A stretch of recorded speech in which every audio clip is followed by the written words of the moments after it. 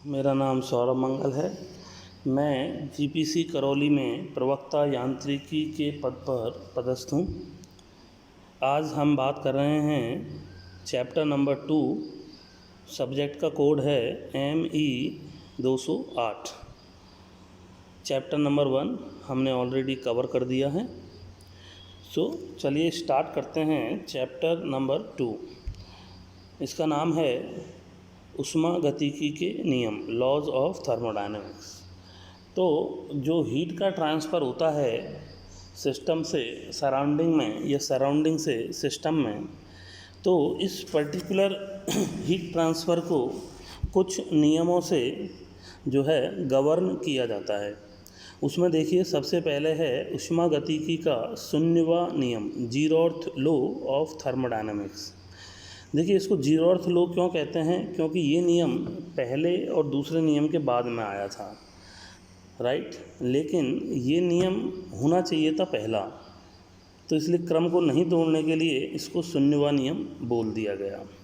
अब इसमें क्या होता है, सपोज अगर एक बॉडी है A, वो C के साथ तापीय साम्य में है, मतलब दोनों A और C का जो टेम्परेचर है वो दोनों बराबर हैं, तो A और C में कोई भी हीट ट्रांसफ़र नहीं हो रहा है।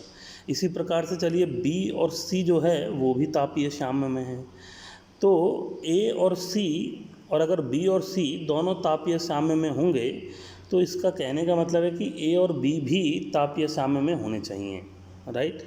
ओके, मतलब A और C अगर समान टेम्परेचर पर हैं और B और C अगर समान टेम्परेचर पर हैं, सामान्य उस पर हैं, तो A और B भी समान टेम्परेचर पर होगा, ठीक है।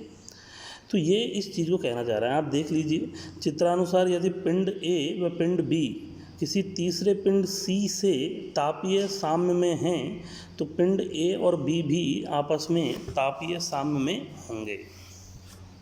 चलिए, उसके बाद देखिए, उसके बाद आता है ऊष्मागतिकी का प्रथम नियम। तो ऊष्मागतिकी का प्रथम नियम ये बोलना चाह रहा है कि ऐसी कोई भी मशीन बनाना असंभव है जिसमें आप बिना ऊष्मा दिए, बिना कोई बाह्य ऊष्मा दिए आप वहाँ से कार्य ले सकें। मतलब ऐसी कोई भी मशीन नहीं है दुनिया में जिसमें कि आप ऊष्मा दो नहीं, राइट, जिसमें आप ऊष्मा, ऐसी कोई भी मशीन नहीं है दुनिया में जिसमें आप ऊष्मा नहीं दे रहे हैं, बट वो जो मशीन है वो आपको कार्य करके दे रही है। जाहिर सी बात है कि अगर आपको कार्य चाहिए तो आपको ऊष्मा देनी पड़ेगी।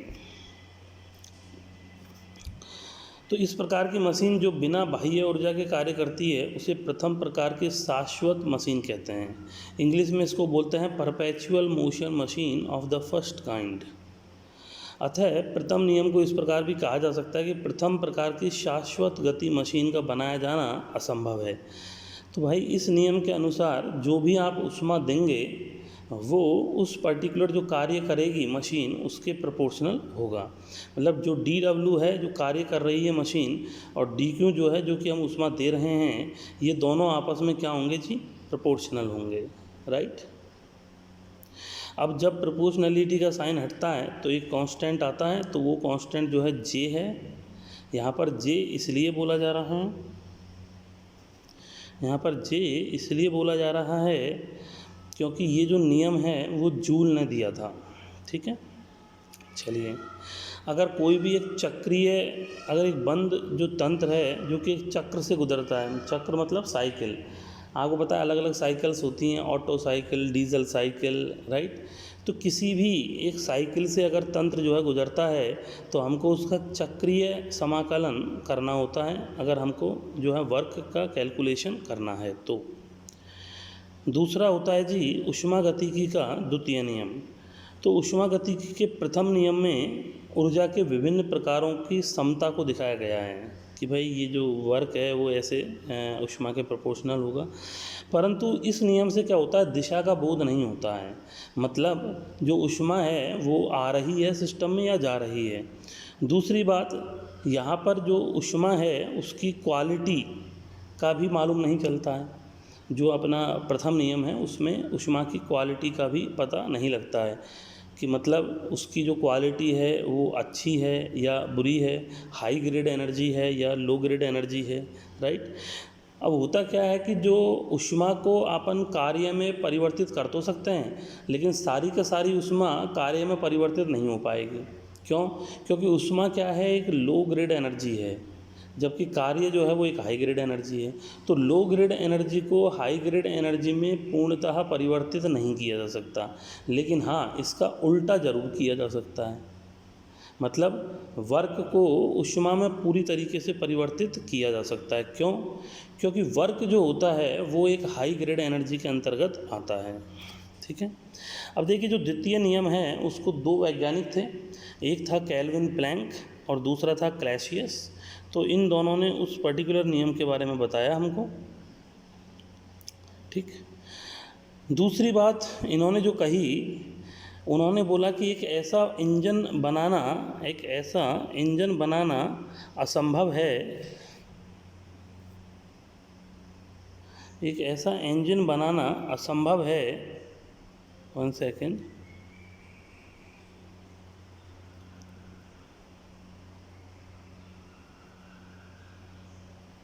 एक ऐसा इंजन बनाना असंभव है जो कि एक ऊष्मा कोश से एनर्जी ले और पूरी के पूरी वर्क में बदल दें। तो वो तो नहीं हो सकता।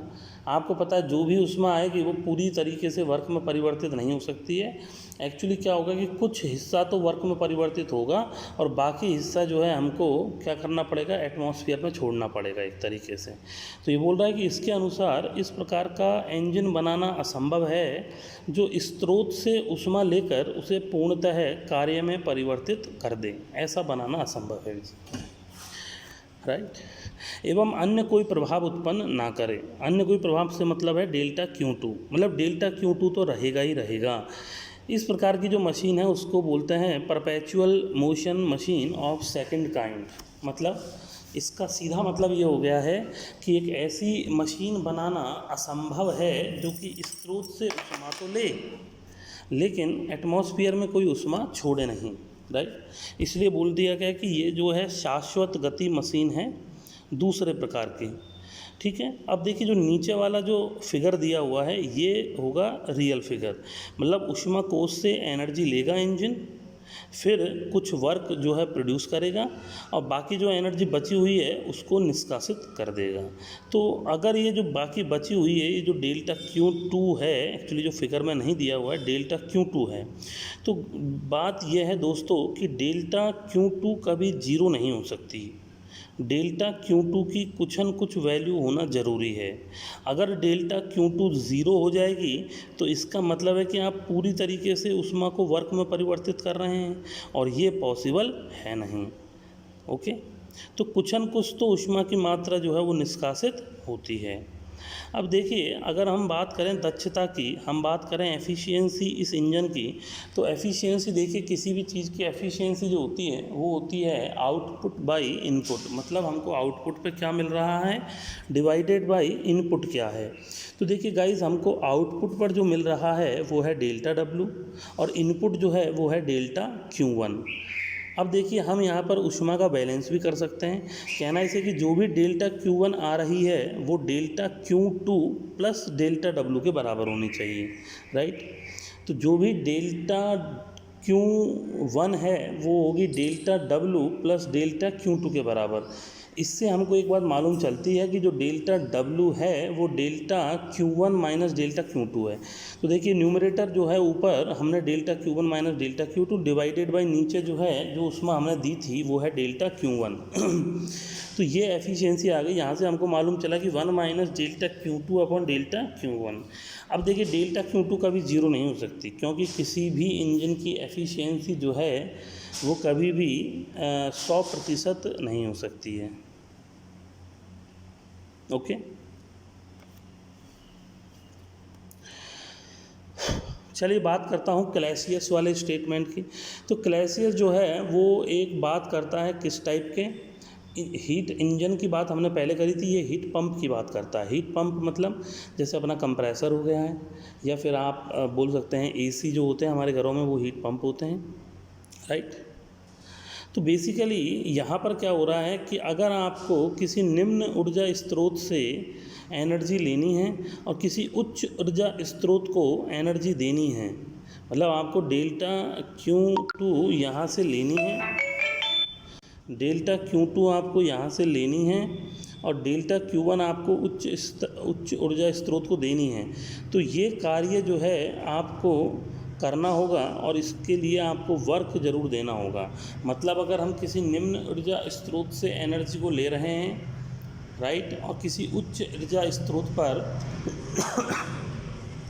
एनर्जी को छोड़ रहे हैं, तो इसके लिए हमें कार्य को ज़रूर से ज़रूर देना पड़ेगा। चलिए जी, अब हम बात करते हैं नेक्स्ट चीज़ जो बोलते हैं एंट्रोपी। तो एक एंट्रोपी एक पर्टिकुलर प्रॉपर्टी होती है आपके सिस्टम की, तंत्र की, और इसको भी सेकंड लॉ में ही दिखाया गया है। देखिए, तो एंट्रोपी ऊष्मा की मात्रा का वह फलन है जो ये संभावना प्रदर्शित करता है कि ऊष्मा की कितनी मात्रा को कार्य में परिवर्तित किया जा सकता है।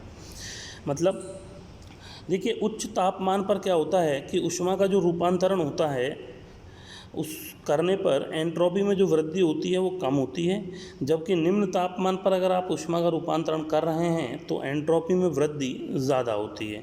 अतः अधिकतम एंट्रोपी से तात्पर्य यह है कि कार्यान्तरण के लिए कम उपलब्धता है, राइट, क्योंकि अगर आप कम तापमान पर ऊष्मा का रूपांतरण करोगे तो आपको कम उपलब्धता रहेगी। अब एंट्रोपी क्या होता है? तंत्र का गुणधर्म है। अब देखिए, किसी भी रिवर्सिबल प्रोसेस के लिए इंटीग्रेशन डेल्टा Q/T जो होता है वो 0 के बराबर होता है, राइट।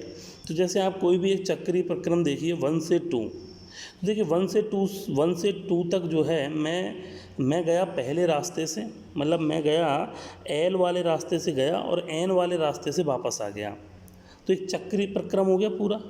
मान लेते हैं कि ये रिवर्सिबल है, राइट, मान लेते हैं कि ये रिवर्सिबल है।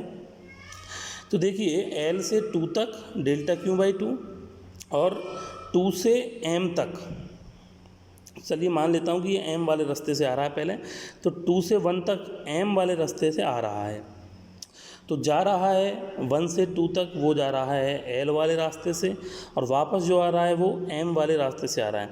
तो अगर मैं इन दोनों का चक्रीय प्रक्रम निकालूं तो वो हो जाएगा 0, ठीक है। अब आप इसके लिए क्या है, N वाले रास्ते को देखिए, तो N वाले रास्ते से आप जाइए, L वाले रास्ते से आप जाइए, मतलब 1 to 2 delta Q/T over the L, और आप 2 से 1 आइए ओवर द N, तो ये भी जो है 0 के बराबर होता है। अब समीकरण 1 से समीकरण 2 जो है, इन दोनों को आपस में सब्सट्रैक्ट कर देंगे तो हमको मालूम चलेगा कि जो 2 से 1 तक हम N वाले रास्ते से आएँ या 2 से 1 तक हम M वाले रास्ते से आएँ, ये दोनों ही क्या होंगे जी, बराबर होंगे, राइट। अतः एंट्रोपी पथ पर निर्भर न करके अंतिम अवस्थाओं पर निर्भर करती है, ये पथ पर निर्भर नहीं करती है, अंतिम अवस्थाओं पर निर्भर करती है, राइट। तो ये जो डेल्टा Q/T है इंटीग्रेशन, इसी को ही बोला जाता है क्या जी, एंट्रोपी, राइट और नॉट। तो S2 - S1 इसको हमने लिख दिया डेल्टा Q/2T एंट्रोपी में, तो प्रारंभिक अवस्था में और अंतिम अवस्था में, राइट। अब देखिए, कुछ होते हैं नॉन फ्लो प्रोसेसेस, मतलब अप्रवाही प्रक्रम। तो ऊष्मागतिकी में इन प्रक्रमों का विशेष महत्व है, तथा जब भी ऊष्मा या कार्य का आदान प्रदान होता है, तंत्र जो है आवश्यक रूप से किसी न किसी प्रक्रम से जरूर गुजरता है। अब देखिए, मैं बात करूं अगर स्थिर आयतन प्रक्रम की, मतलब कांस्टेंट वॉल्यूम प्रोसेस की, और कांस्टेंट वॉल्यूम को जो है आइसोकोरिक प्रोसेस के नाम से भी जाना जाता है। तो देखिए, वाई एक्सिस पर यहाँ पर P है और एक्स एक्सिस पर यहाँ पर V है, राइट। तो अगर कांस्टेंट वॉल्यूम है तो 1 से 2 जाएगी प्रोसेस, मतलब प्रेशर में तो इंक्रीमेंट होगा लेकिन वॉल्यूम चेंज नहीं होगा, राइट। अब गैस समीकरण बोलता है कि P1V1 अपॉन T1 जो होगा वो P2V2 अपॉन T2 के बराबर होगा। तो यहाँ पर देखिए V1 और V2 जो है दोनों बराबर हैं, क्योंकि उससे गुजर रहा है। तो गाइस P1/T1 जो है वो P2/T2 के बराबर हो जाएगा, मतलब T2 जो है वो T1 मल्टीप्लाइड P2/P1 के बराबर हो जाएगा। अब अगर वर्क की बात करी जाए तो देखिए वॉल्यूम में कोई चेंज नहीं हुआ है। अगर वॉल्यूम में कोई चेंज नहीं हुआ है तो जो किया हुआ कार्य है वो क्या है, ज़ीरो है। डेल्टा डब्ल्यू क्या होगा, ज़ीरो होगा। अब देखिए अगर मैं बात करूं प्रदत्त ऊष्मा की, जो ऊष्मा दी जा रही है तो वो होगी mCv/dt कांस्टेंट वॉल्यूम पर। तो देखिए ऊष्मा जो होगी वो हो जाएगी mCv/T2 - T1। अब आंतरिक ऊर्जा में परिवर्तन जो होता है वो होता है delta Q minus delta W के बराबर। तो देखिए डेल्टा डब्ल्यू तो जीरो है, तो डेल्टा यू जो होगा, डी यू जो होगा वो mCv/T2 - T1 के बराबर हो जाएगा। और इसी प्रकार से एंथैल्पी में जो परिवर्तन होता है वो हो जाएगा mCp/T2 - T1। तो ये जो है आपका कांस्टेंट वॉल्यूम पर जो डेल्टा यू होता है वो mCv/T2 - T1 होता है, वहीं डेल्टा एच जो होता है वो mCp/T2 - T1 होता है।